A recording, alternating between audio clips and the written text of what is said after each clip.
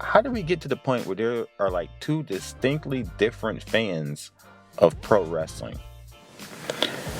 I was thinking about this. I was watching Joe Budden, and Joe Budden and them, they started talking about wrestling, which is very peculiar for them to do. But Queen's Flip on the show, he is a wrestling fan, and he was telling them, hey man, The Rock came back and it was lit. And then Joe Budden was like, yeah, I actually watched it. It came on and I actually watched it for a little bit.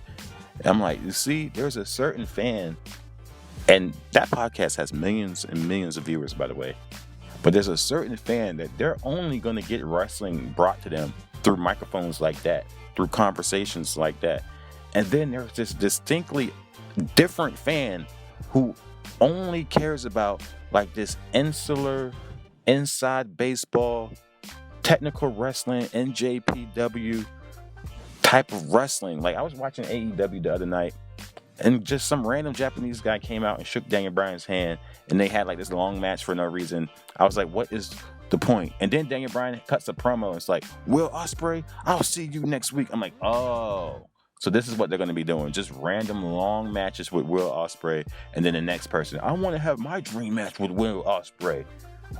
I don't understand how that makes wrestling any better.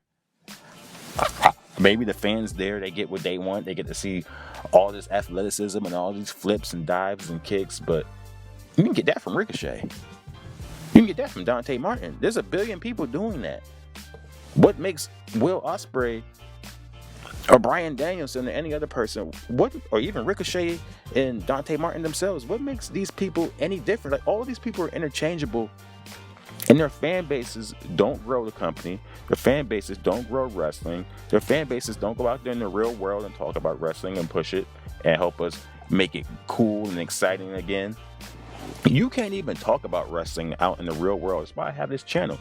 You can't talk about WWE out in the real world, because when somebody cuts on the TV, they're going to see Gunther, and they're not going to get it. They're going to be like, who's this? And like, who's this big European guy who just moves around slowly and beats everybody? Like, oh, that's Gunther. He's the ring general. They were like, I don't get it. He just looks like everybody could beat him up. That's what they're going to say. They're not even going to get it. And I'm not saying Gunther shouldn't be there for the sake of variety. There's nothing wrong with variety for him to be there.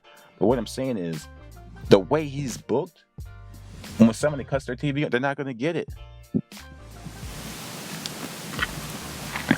But I say, man, this is the guy, man. This is the hottest free agent, man. They just spent $15 million on him, man. He's fired. And they cut an Okada match, and he's just like posing to the crowd and doing clotheslines. They're gonna be like, that's the guy? That's the hottest free agent in wrestling? This guy? What's so special about him? Like, I don't know. His name is Okada. He has bleached hair. Look at his hair.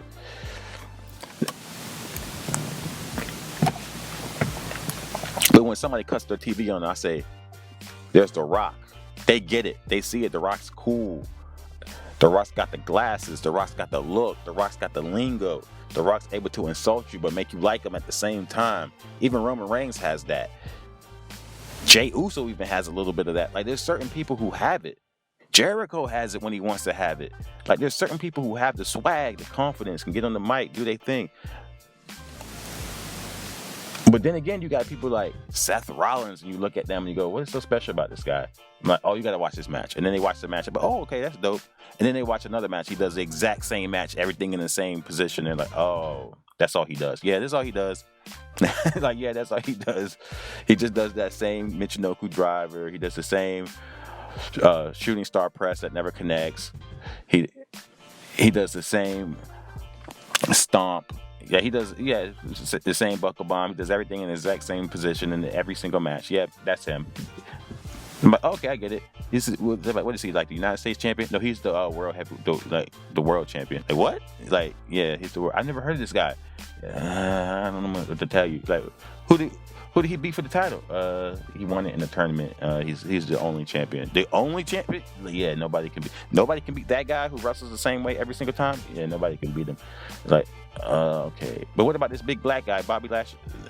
Yeah, that's Bobby Lashley from back in the day. Why didn't he get the title? He doesn't wrestle for titles anymore. What happened? 2 years ago, Triple H got full control of booking, and he don't like anybody that was in his era, especially if you're black. He's just not gonna book you strong. He just doesn't want people to think that you're better than him or you're better than any of his trainees. What? Triple H trained? He didn't really train. I mean, Dusty Rhodes trained him, but Triple H was the guy who was telling them what to do. And he thinks that the people who came up under that era when he was training everybody, him and Dusty Rhodes, that he thinks they're better than everybody else. So he's going to make them beat Bobby Lashley. What? Yeah. I mean, and the guys that's with Bobby Lashley, the other black guys, they did train under Triple H and Dusty Rhodes and them, but Dusty Rhodes was already gone. So they trained under other people. But then Triple H, he don't really like black wrestlers unless you put in your dues. So he's got them losing every match now because, you got to put in your dues for the business. They're like, what? But there's this small guy named Johnny Gargano. He's on Raw, and he came up at the same time as those other two black guys. But he didn't have to put in any dues. He just came right on the roster. Actually, they were finna fire him because Vince McMahon didn't see anything in him. But then Vince McMahon had to step down, and Triple H got in control. And then he brought this dude back after a long absence. And then this dude just kept winning every single match. Like him? Little 5'7" guy? Yeah, but he has another friend who's bald. He's also 5'7", and together they have this tag team, and all they do is fight each other, and then they put on like 10-hour-long matches, and then they come back, and then they're friends again. They did this like 4 different times, and now they're friends right now, and now they just beat everybody together. They're like, what? Like, when you explain the Triple H storylines and you explain the black and gold favorites out in the real world, it's not going to create fans. That's just not. I don't know how to explain it. It just doesn't make any sense. I feel like there's only like a few that make sense. Like Ricochet makes sense because nobody can do what Ricochet can do. I can't even think of anybody else off the top. Maybe Damian Priest makes sense. He's like the only like Puerto Rican guy. Like there's certain people who you need because they fill a certain spot that nobody else could fill right now. Like they got their own swag, their own look, their own moveset. But then there's so many of these other people. You're just like, if I tell people about this person out in the real world, they're not going to get it. Like if I tell people, like they'll be like, "Oh, this AEW thing. Who's the champion of AEW?" There's this guy named Samoa Joe, this big fat Samoan guy. He used to be in WWE, but before that, he was in Ring of Honor. And he's a wrestler with John Cena and them back in the day. But then he went to Impact Wrestling. He was like over there. It was Sting and them. Then he got injured. But then he went to WWE. And then he never really won nothing in WWE. But they kept booking him like he was a tough guy. But he kept losing to Roman Reigns. And then he went over to AEW. And then he was on the commentary. And he came off the commentary. Then he debuted as a wrestler in AEW. And then he won the title when MJF just disappeared. MJF, he's like the short Jewish guy. They'd be like, what? Like. You can't explain this stuff to people out in the real world. They're not going to get it. They're not going to get it. I think that wrestling needs more characters that people are going to get. Wrestling, it's like there's a certain fan base that they don't care. As long as Samoa Joe does the moves we want to see, as long as Samoa Joe makes somebody bleed, as long as Samoa Joe just has a 30-minute match and just hits people with hard chops, like Gunther, as long as Gunther hits people with hard, stiff drop kicks and chops. It's like, dude, everybody can do that. I can get 2 fat kids and go put them in a living room with a mattress, and I could have a Gunther versus Samoa Joe, the exact same match. That don't mean nothing with no storyline, no build-up, but these people don't care, man. And then the people who want storyline, who want episodic television, it's like our stuff always gets cut off for one of these favorites. We were supposed to have the end of Evolution, Batista. It got cut off for Daniel Bryan. They had to do the end of Evolution a couple years later with the "Give Me What I Want."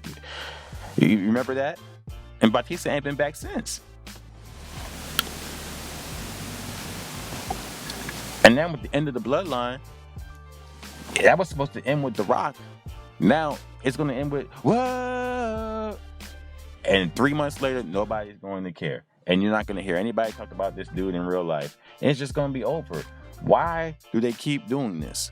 I don't understand it. I don't get it. I don't get why this fan is even catered to, because they have proven that they're not going to grow the world of wrestling. So y'all tell me what y'all think about it, because I'm really going to do some documentaries, man. I got some ideas for some documentaries I want to do on this channel. I'm going to take a deep dive into this. So this is kind of like a little light preview. And I want some people to leave some comments so you lead me in the right direction to do my research. And I'm going to do my homework. And we're going to come back and we're really going to figure out what happened. What happened to pro wrestling?